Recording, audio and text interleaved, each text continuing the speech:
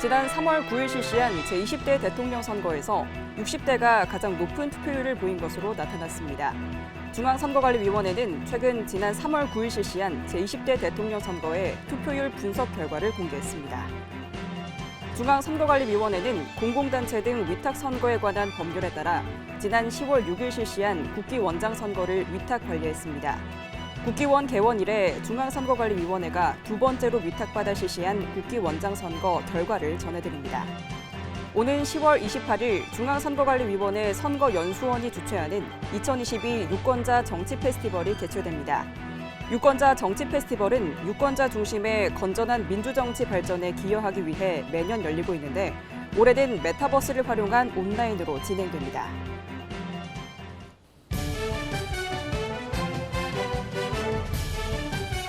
시청자 여러분 안녕하십니까? 한국선거방송 뉴스입니다. 지난 3월 9일 실시한 제20대 대통령 선거는 전체 유권자 4,416만 8,510명 중 3,406만 7,853명이 참여해 77.1%의 투표율을 보였습니다. 이와 관련해 중앙선거관리위원회는 최근 제20대 대통령 선거의 투표율 분석 결과를 공개했습니다. 관련 내용 자세히 알아봅니다. 중앙선거관리위원회가 지난 3월 9일 실시한 제20대 대통령 선거의 투표율 분석 결과를 공개했습니다. 이번 분석은 선거인 명부를 근거로 전체 선거인 4,416만 8,510명의 10.3%인 452만 7,836명을 대상으로 실시했으며 표본조사 투표율은 77.2%, 실제 투표율은 77.1%로 0.1%포인트 차이를 보였습니다. 먼저 연령대 투표율을 보면 60대가 87.6%로 가장 높았고 80세 이상이 61.8%로 가장 낮았습니다. 이어 70대 86.2%, 50대 81.4% 순으로 투표율이 높았으며 대통령 선거 투표권을 처음으로 행사한 18세는 71.3%로 20, 30대와 비교적 유사한 투표율을 보였습니다. 제20대 대통령 선거에서 여성은 77.5%, 남성은 76.8%가 투표에 참여해 지난 제19대 대선과 마찬가지로 여성 투표율이 남성보다 높은 것으로 나타났습니다. 성별 연령대별 투표율은 남성은 70대, 여성은 60대가 가장 투표율이 높았고 50대 이하에서는 여성이 남성보다 높은 투표율을 보였지만 60대 이상부터는 남성의 투표율이 여성보다 높게 나타났습니다. 직전 선거인 제19대 대통령 선거와 비교하면 남녀 모두 40대 이하 연령대의 투표율이 하락한 반면 50대 이상 연령대에서 투표율이 상승했습니다. 성별 지역별 투표율은 남성과 여성 모두 광주, 전북, 전남 순으로 높게 나타났습니다. 같은 지역 내 남성과 여성의 투표율 격차는 광주가 2.4%포인트로 가장 크게 나타났으며 대구, 부산, 인천 순으로 투표율 격차를 보였습니다. 한편 제20대 대통령 선거의 사전 투표율은 36.9%이며 남성이 여성보다 4.7%포인트 높은 것으로 나타났습니다. 연령대별로는 60대와 50대에서 높은 사전 투표율을 보였고 이어 70대, 19세, 20대, 40대 순이었습니다. 사전 투표율이 높은 지역은 남성과 여성 모두 전남, 전북, 광주 순이었으며 행정구역 크기별로는 면 지역이 44.8%로 가장 높았고 특별시, 광역시, 읍, 중소도시 순이었습니다. 제20대 대통령 선거에서 재외투표 신고 신청인의 투표율은 71.5%이며 남성이 여성보다 다소 높은 것으로 나타났습니다. 연령대로는 18세가 75.5%로 가장 높은 투표율을 보였고 50대 이상부터는 감소하는 경향을 보였습니다. 중앙선거관리위원회는 공공단체 등 위탁선거에 관한 법률에 따라 지난 10월 6일 국기원장 선거를 위탁 관리했습니다. 국기원 개원 이래 두 번째로 중앙선거관리위원회에서 위탁받아 실시한 국기원장 선거 결과를 전해드립니다. 10월 6일 실시한 국기원장 선거에서 기호 1번 이동섭 후보자가 당선됐습니다. 이동섭 당선자는 중앙선거관리위원회에 선거를 위탁하여 당선된 두 번째 국기원장입니다. 오전 6시부터 오후 8시까지 온라인 투표 시스템을 이용해 진행된 이번 국기원장 선거는 국내 840명, 해외 309명, 지명 48명 등 총 1,197명의 선거인단 중 944명이 투표해 78.86%의 투표율을 기록했습니다. 국기원장 선거 개표 결과 이동섭 후보자 385표, 김성년 후보자 5표, 김수민 후보자 138표를 획득했습니다. 손천택 후보자 42표를 얻었고 이지성 후보자 28표, 윤웅석 후보자 251표, 박대성 후보자 95표를 획득했습니다. 최종 결과 전체 유효 투표수 중 385표로 40.78%의 득표율을 보인 이동섭 후보자가 당선됐습니다. 중앙선거관리위원회 선거연수원은 매년 민주주의를 주제로 유권자와 정치인이 함께 소통하고 신뢰를 쌓아가는 공론의 장인 유권자 정치 페스티벌을 개최하고 있습니다. 올해도 10월 28일 온라인으로 2022 유권자 정치 페스티벌을 개최하는데 관련 소식 자세히 알아봅니다. 중앙선거관리위원회 선거연수원이 오는 10월 28일 유권자가 직접 만들고 참여하는 정치축제인 2022 유권자 정치 페스티벌을 메타버스를 활용한 온라인으로 개최합니다. 올해 5회째를 맞는 유권자 정치 페스티벌은 유권자 중심의 건전한 민주정치 발전에 기여하고자 2018년부터 매년 개최되고 있습니다. 2022 유권자 정치 페스티벌은 존중과 공존의 정치, 미래를 밝히다라는 주제로 진행되는데 정치가 책임과 신뢰, 존중과 공존의 연결고리로 자리매김할 수 있도록 우리가 할 수 있는 일들을 함께 생각하고 공유하고 다수에 의한 지배와 소수에 대한 보호가 공존하는 민주주의가 지속 가능한 모습으로 성숙해가는 길을 이야기하자는 의미를 담고 있습니다. 이번 페스티벌은 메타버스를 활용한 온라인으로 진행되는데 정당별 정강정책 소개와 정당이 제출한 자료 등의 전시, 투개표와 선거운동 등의 체험 자료 전시, 역대 페스티벌 자료와 강연 콘테스트 우수작 영상 전시, 실시간 게임 등이 운영됩니다. 구체적으로 경기도 학교 밖 청소년 지원센터의 청소년 유권자 대상 모의선거 체험, 사단법인 대한민국 청소년의회의 정치소통 토크쇼, 명지대학교 미래정치연구소의 여야 청년정치인 강연과 질의응답, 경기도 장애인 재활협회의 사회복지사 처우 개선을 위한 정책 제안, 한국여성유권자연맹의 여성 정치대표성 현황과 확대 방안에 관한 토크 콘서트, 한국이주여성유권자연맹의 지방선거 출마 경험자의 발표 및 토론, 한국헌법학회의 권력구조 개헌의 미래지향적 방향에 대한 발표 및 토론, 한국정치커뮤니케이션학회의 존중과 공존의 정치커뮤니케이션 발표 및 토론, 한국정당학회의 정치 양극화의 원인과 대책, 공존의 정치를 위한 개혁과제 발표 및 토론 등이 진행됩니다. 선거연수원은 2022 유권자 정치 페스티벌이 유권자와 정치가 서로 소통하고 신뢰를 쌓는 좋은 정치 공론의 장이 되길 바란다면서 모든 프로그램은 2022 유권자 정치 페스티벌 메타버스와 선거연수원 유튜브에서 만날 수 있다고 전했습니다.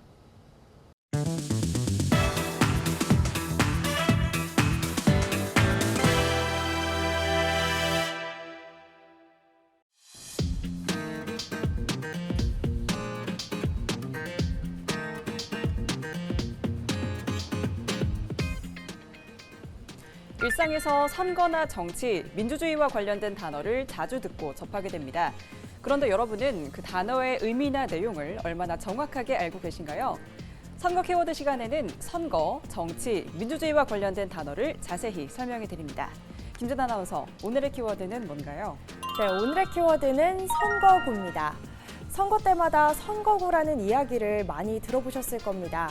하지만 이 선거구가 무엇이고 또 어떻게 만들어졌는지 정확하게 알고 계신 분들이 적을 텐데요. 맞아요. 저도 선거구라는 말을 자주 듣고 사용했지만 구체적으로 어떤 내용인지는 잘 모르거든요. 네, 그래서 오늘은 이 선거구에 관한 내용들을 시청자 여러분들께 전해드립니다. 이 선거구는 국민을 대신해 국가를 위해 일할 대표를 선출하기 위해 이 선거를 실시하는 지역을 단위별로 구분한 것을 말합니다. 그러니까 하나의 선거구에서 유권자는 1명 또는 2명 이상의 대표를 뽑게 되는 거죠. 네, 선거구를 기준으로 대표자를 뽑는 거군요. 그런데 지역마다 선거인 수도 다르고 규모도 다른데 선거구는 어떻게 나누는 건가요? 네, 이 선거구는 선거에 따라 달라집니다. 대통령 선거에서 우리가 한 명을 뽑는다고 하면 선거구는 전국이 됩니다. 지방자치단체장 선거의 선거구는 해당되는 지방자치단체의 관할구역이 되는 것이고 국회의원 선거나 지방의회의원 선거의 선거구는 인구와 행정구역, 교통 등 다양한 조건을 고려해 공직선거법에서 정한 기준에 따라 구역을 분할해 획정하게 됩니다. 네, 선거구를 정할 때 그냥 막 정하는 게 아니었군요. 그럼 선거구를 정할 때 기준이 되는 건 뭐죠? 네, 바로 한 표의 가치를 얼마나 동등하게 유지하는가입니다. 한 표의 가치요. 유권자의 한 표의 가치는 모두 동등한 거 아니었나요? 네, 모두 동등하죠. 하지만 유권자 100명이 대표자 1명을 뽑는 것과 유권자 1000명이 대표자 1명을 뽑는 건 동등하다고 할 수 없죠. 그래서 선거구를 획정할 때 인구수 균형을 바탕으로 투표 가치의 평등을 위해 선거인 수와 당선자 정수 비율이 균등한지를 고려해야 하는 거죠. 네, 그런데요. 유권자 개개인의 한 표는 모두 동등하지만 100명이 한 명을 뽑는 것과 1000명이 한 명을 뽑는 건 동등하지 못한 거였네요. 네, 그래서 선거구 획정이 중요합니다. 선거구 크기에 따라서 대표자 수가 결정되고 선거구 제도를 어떤 것으로 선택하느냐에 따라 각 정당의 의석수에 영향을 주게 됩니다. 네, 선거구가 왜 중요한지 이제 잘 알겠습니다. 이 선거구 이야기를 하다 보니까 소선거구제, 중선거구제, 대선거구제라는 단어를 들었던 적이 있었던 것 같아요. 이게 선거구제 유형인 거죠? 네, 선거구 제도는 말씀하신 것처럼 크게 세 가지가 있습니다. 하나의 선거구에서 대표자 1명을 선출하는 소선거구제, 대표자 2명에서 5명을 선출하는 중선거구제, 대표자 2명에서 많게는 10명을 선출하는 대선거구제가 있는데요. 이 소선거구제와 주선거구제는 유권자가 후보자 중 1명에게만 투표를 하고요. 대선거구제에서는 유권자가 선거구에서 선출하는 정수만큼 투표하거나 이 선출하는 정수의 일부만 투표하기도 하고 1명에게만 투표할 수도 있습니다. 네, 선거구제 유형에 따라서 유권자가 투표하는 수도 달라지는군요. 그럼 우리나라는 소선거구제를 채택하고 있죠? 아닙니다. 이 국회의원 선거는 소선거구제를 채택하지만 자치구시군 의원 선거는 중선거구제를 채택하고 있습니다. 아, 그래서 지난 제8회 전국동시 지방선거에서 기호에 가나다를 첨부한 후보자도 있었군요. 앞서 선거구는 공직선거법에 따라 획정을 한다고 했는데 선거구는 어떻게 결정되는지도 궁금한데요. 네, 국회의원 선거구 획정은 국회에서, 자치구시군 의원 선거구 획정은 시도에서 각각 획정위원회를 두어 결정합니다. 국회의원 선거구 획정위원회는 임기 만료에 따른 국회의원 선거의 선거일 전 13개월까지 국회의장에게 선거구 획정안을 제출해야 하고 자치구시군 의원 선거구 획정위원회는 임기 만료에 따른 자치구시군 의원 선거의 선거일 전 6개월까지 시도지사에게 선거구 획정안을 제출해야 합니다. 네, 지난 9월 29일 국회에서 제22대 국회의원 선거의 선거구 획정을 위한 국회의원 선거구 획정위원회 위원 9명을 선정했다는 소식을 들었어요. 네, 제22대 국회의원 선거의 선거구 획정을 예로 선거구 획정에 대해서 좀 더 자세히 알아볼까요? 제22대 국회의원 선거는 2024년 4월 10일 실시됩니다. 국회의원 선거구 획정위원회는 선거일 18개월 전인 10월 10일부터 활동을 시작하는데요. 선거일 13개월 전인 2023년 3월 10일까지 선거구 획정안을 국회의장에 제출해야 하고 국회는 선거일 1년 전인 2023년 4월 10일까지 국회의원 선거구를 획정해야 합니다. 그런데 이 선거구 획정이 법대로만 진행되는 건 아닙니다. 법에 날짜까지 규정되어 있는데 그 날짜대로 진행되는 게 아니라고요? 기억났습니다. 이 선거구 획정이 늦어져서 선거에 지장이 생긴다는 소식을 종종 들었던 것 같은데요. 네, 국회의원 선거구 획정은 시일 내에 결정하지 못한 경우가 많았습니다. 제20대 국회의원 선거는 선거일 42일 전에, 제21대 국회의원 선거는 선거일 39일 전에야 선거구가 결정됐습니다. 선거구가 빠르게 결정되지 않으면 입후보 예정자나 유권자 모두 혼란이 있을 것 같은데요. 선거를 준비하는 선거관리위원회도 마찬가지죠. 네, 말씀하신 것처럼 입후보 예정자와 유권자, 선거관리위원회도 큰 혼란을 겪게 됩니다. 입후보 예정자들은 예비 후보자로 등록하고 선거운동을 하고도 선거구가 변경되면 그만큼 손해가 생기게 되고요. 유권자 역시 마찬가지죠. 이 선거를 준비해야 하는 선거관리위원회도 업무가 과중될 수 있습니다. 네, 법에서 정한 기한을 지켜서 선거구가 결정되는 게 가장 좋은 방법인 것 같은데요. 네, 맞습니다. 그래서 지난 9월 29일 국회 정치개혁특별위원회는 제22대 국회의원 선거의 선거구 획정을 위해 공직선거법에 따른 법정 기한 내에 객관적이고 합리적인 기준에 따라서 이 선거구를 획정할 위원들을 여야 합의로 의결했다면서 획정위가 원활하게 활동할 수 있도록 정치관계법 개정을 조속히 마무리할 것이라고 밝혔습니다. 네, 제22대 국회의원 선거의 선거구 획정이 제때 결정되는지 유심히 지켜봐야겠습니다. 네, 오늘은 선거구에 대해서 알아봤습니다. 대표를 선출하기 위해 선거를 실시하는 단위 지역을 구분하는 선거구.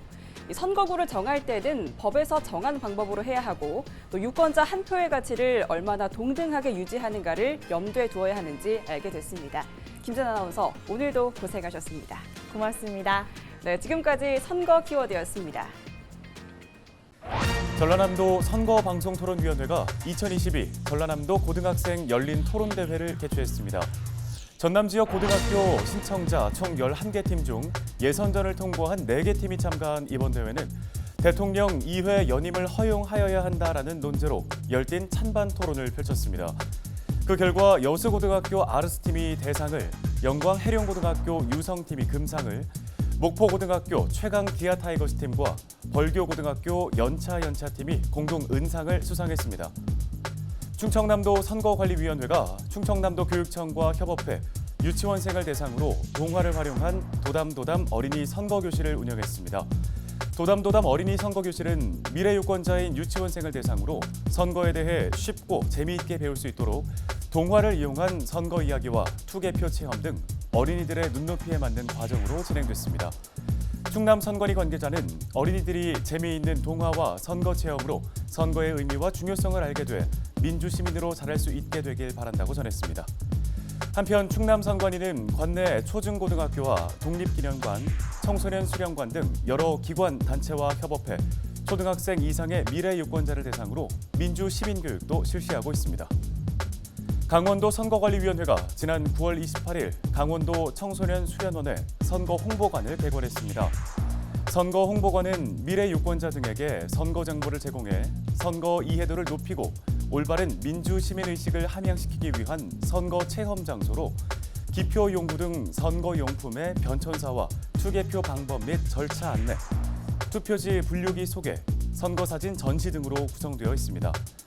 또 선거 홍보관에 보드게임과 젠가를 활용한 선거 게임존을 설치해 볼거리와 즐길거리를 동시에 제공하는 등 민주주의 체험 공간 역할을 할 것으로 기대하고 있습니다.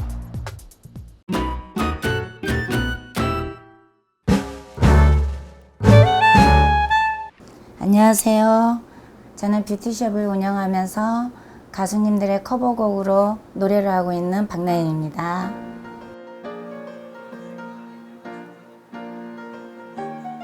(21년째) 지금 샵을 운영하고 있고요. 저는 기계에 힘을 빌리는 것보다 저만의 그 수기 관리로 고객님들의 얼굴형을 만들어 드리는 게 동안 연예인 프로젝트로 해서 저는 피부샵을 운영하고 있습니다. 평생 수기 관리로 21년 한다는 거는 결코 쉬운 건 아니에요. 내 몸이 틀어질 수도 있고 제 손이 관절이 나갈 수도 있는데 고객님 얼굴형이 바뀌고 광대가 축소가 되고 이런 행복감 때문에 하는 것 같아요. 제가 기마 자세, 요가 자세로 일을 하는 이유는 힘을 빼고 기술을 이렇게 부여해 드렸을 때가 가장 이상적인 작품이 나오는 것 같아요. 얼굴이 되게 다 나오고 예뻐요. 고객이 다 가시고 하루 일정이 끝나면 작은 방송실에 조그맣게 차려서 음악 쪽에 이렇게 제가 이제 공부를 하고 있는데 제가 누군가의 커버곡을 해서 그분의 곡이 더 알려지고 그 가수님이 더 이렇게 커진다면 저는 그게 행복이라고 생각을 하거든요. 잊어야 한다는 마음으로 내 텅 빈 방문을 닫은 채로 지나간 시간은 추억. 가장 더 중요한 부분은 제가 노래를 다시 하게 된 이유는 제가 3살 때 엄마가 하늘나라 가셨거든요. 하늘에 계신 엄마한테 막내딸 노래 들려주고 싶고 연주 들려주고 싶고 그래서 음악을 다시 노래를 하게 되는 것 같아요. 이 스킨샵은 제가 제 목숨 끝나는 날까지 저의 아름다운 고객님들을 위해서 제가 함께 하기로 약속했거든요. 그러고 끝까지 저는 노래할 것 같아요. 내 마음속에 빛나는 별 하나 오직 너만 있을. 나에게 선거는 국민의 주권이라고 생각을 합니다. 투표를 해야만이 어떤 문제가 생겼을 때 비판할 수 있는 그런 권리도 생기고 그래서 그거는 국민의 특권이고 주권이라고 생각을 합니다.